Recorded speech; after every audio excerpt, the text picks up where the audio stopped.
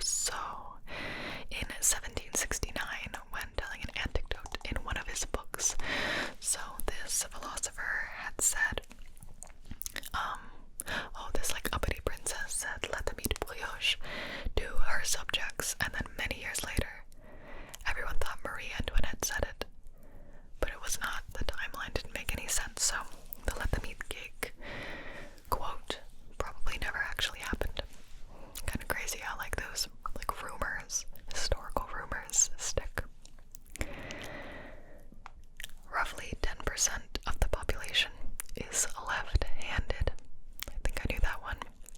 Are you left-handed? Let me know. My mummy is left-handed. A knot is the word for 1 nautical mile per hour. I'm not sure what a nautical mile per hour it still means how many miles you travel per hour, but it's just in a boat, so on water. Like it's still the same distance, it's just the type of traveling that's different. But it's interesting because I don't know if we have that for cars. Where I say, I'm going 60 miles an hour. You don't say I'm going 60 knots. Only in a boat. I feel like that one was easy too, but I might not have known it off the top of my head. The San Francisco Giants were originally from New York City, and they were named the Gothams. The Gothams. That's so cool. Winningest.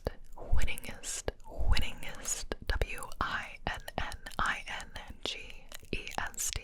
Winningest is actually a word meaning to win the most often.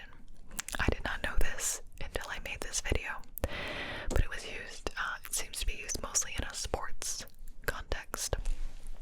So, you would say the winningest coach or the winningest team to describe the team that's won the most games.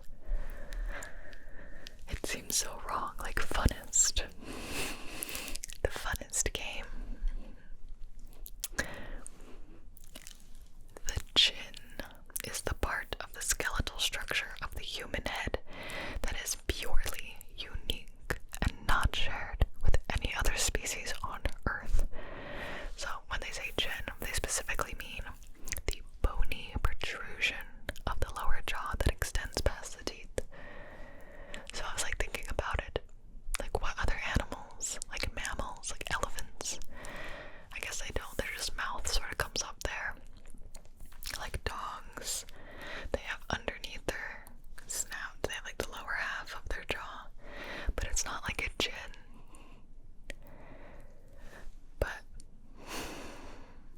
what about like gorillas? Don't they have a little chinny chin chin? That one was interesting to me. Leonardo da Vinci was ripped. He liked to pump iron by lifting weights and was strong enough to bend an iron horseshoe with his bare hands. I guess I never pictured what like the classic artists look like besides like Teenage Mutant Ninja Turtles. Like Leonardo da Vinci, I don't know what he looked like, but now I'm picturing just some like Aquaman business going on. I mean, like, I get it, you know. He did a lot of sculpting, right? Was he the one who sculpted David? Is that Leonardo da Vinci? Or is that Michelangelo? I get the two confused very often. Who did the Sistine Chapel and who did David? Sistine Chapel was Michelangelo. That's what I would have guessed. And then Statue of David. Also Michelangelo. What the heck did Leonardo da Vinci art? Oh, the Mona Lisa. The Mona Lisa, the Da Vinci Code. Oh, I'm dumb. Dumb, stupid dumb. The Last Supper, Mona Lisa. I see. I see. Well, now you know. The man who painted the Mona Lisa was yoked. Just loved lifting weights. I was like, well, maybe if he's a sculptor, it makes sense. And now I'm wondering what Michelangelo looked like. Enough talking about. Okay. Arby's, the fast food chain, bought Pharrell's fedora on eBay for $44,100 because it looked like the hat in their logo. I don't remember what year this was, but Pharrell, the singer-artist, had this really ridiculously high fedora, and I guess he sold it on eBay, and I guess Arby's won it. That's kind of like I feel like that's definitely a question you would get on Thursday Night Trivia. George Washington's inauguration took place in New York City. Washington, D.C. didn't become the capital until a year later. I guess this one's maybe not that surprising. But you always forget that the United States wasn't, I mean, this sounds so dumb, but the United States wasn't always how it is now. Even with the state capitals and the state layouts and stuff like that. So I find that interesting that, George Washington, the White House wasn't chilling yet, I guess. I have very little memory for historical facts and things, which is terrible, but I find it all interesting, There was another presidential fun fact. President George H.W. Bush. I don't know what the H and W stand for. President George H.W. Bush hated broccoli, so he banished it from the White House. He notoriously really loved junk food, and I can relate to that. I eat sugar all the time. I just want pasta, Taco Bell, oh my god. But I don't know if this was serious, but he technically banished it from the White House. The things you find in a Trivial Pursuit box. I'm just the messenger. This one I did a little bit of digging because I was curious. James Smithson, a chemist and mineralogist, left his money, his fortune, to his nephew, but told his nephew if he died without an heir, the money would go to building the Smithsonian in the United States. So his nephew did die without an heir, and James Smithson was eventually buried at the Smithsonian in 1905, making it the first time he ever visited the United States. I don't know if I wrote that well enough, but yeah. So I never knew who the Smithsonian was named after. So that was interesting to know that it was a scientist, chemist, mineralogist, James Smithson, and he was from, I think, England. Had a bunch of money, was gonna leave it to his nephew. Nephew didn't end up having any kids, so then he gave it to the United States to build the Smithsonian, and he had never been to the United States before. So after the Smithsonian was built, I guess they just moved his body over there. Kind of interesting. It's one of those things. It's everyone knows, at least in America, what the Smithsonian is.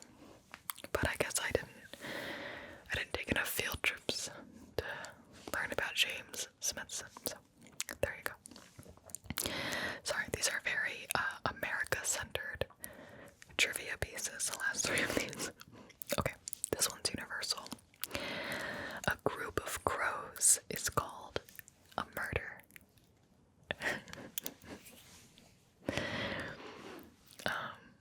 That's a good one. I've heard that a lot of times, but I don't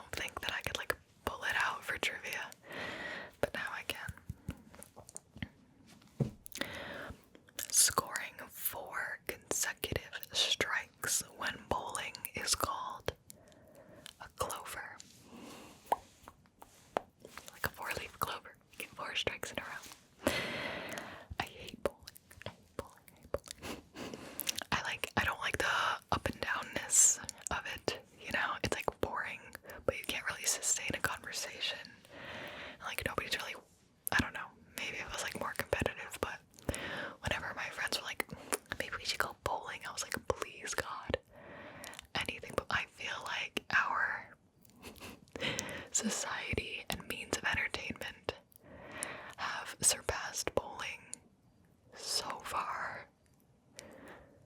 Stop it. Yes, you have learned I have a personal vendetta against bowling. Alright. We have virtual reality. You want to go bowling? Okay. Africa is the only continent that sits in all 4 hemispheres: north, south, east, and west. And I thought that was interesting. On top of that, I watched like a mini video about how the maps that we look at, like the maps that we grew up looking at, are just one type, like one perspective. And Africa is actually huge, like I think way bigger than we perceive it on the map that we see, because there's a whole bunch of different types of maps, because it's so hard to accurately represent all the bodies of land. It's very interesting.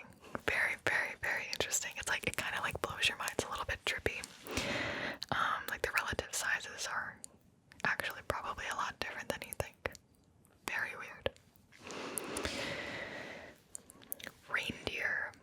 Reindeer eyes turn blue in the winter and are yellow-brown in warm weather. The blue eyes help them see better in the dark. So it's not actually like an eye like we have, where it's like the iris is blue or brown or green or whatever. But think about like a deer or a reindeer's eye, and it's like that mirrored layer that sits beneath the retina. It's almost like the reflection. So it's like in the warm weather, yellow-brown. In the winter, the reflection is blue. Kinda cute. Kinda cool, kinda cool. The burlicue. What is the burlicue? It's a part of your body. The burlicue is the fleshy area between the thumb and the forefinger. The burlicue. Fleshy. Burlicue. Would you like a burlicue massage? Yes, madam, thank you so much. Oh, my burlicue is aching.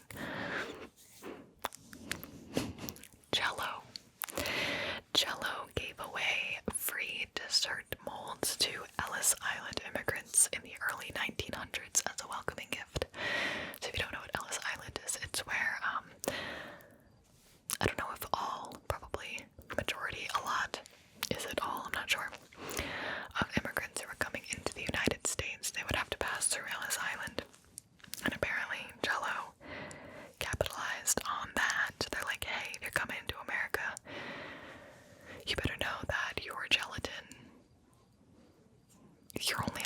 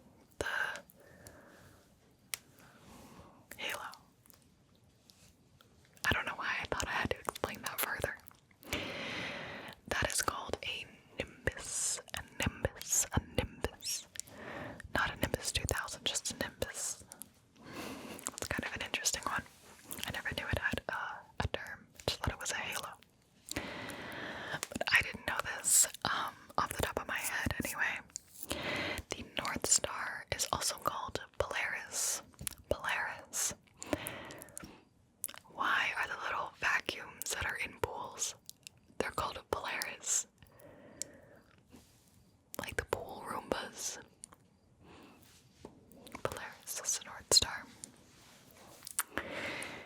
Since 1945, all British battle tanks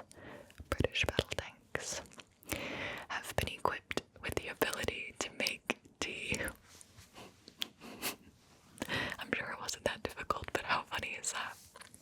So, if you're stationed in a British battle tank, do not worry. You can have your tea. This one blew my mind. A bee has to visit 2 million flowers to make 1 pound of honey. I guess a pound of honey is a lot.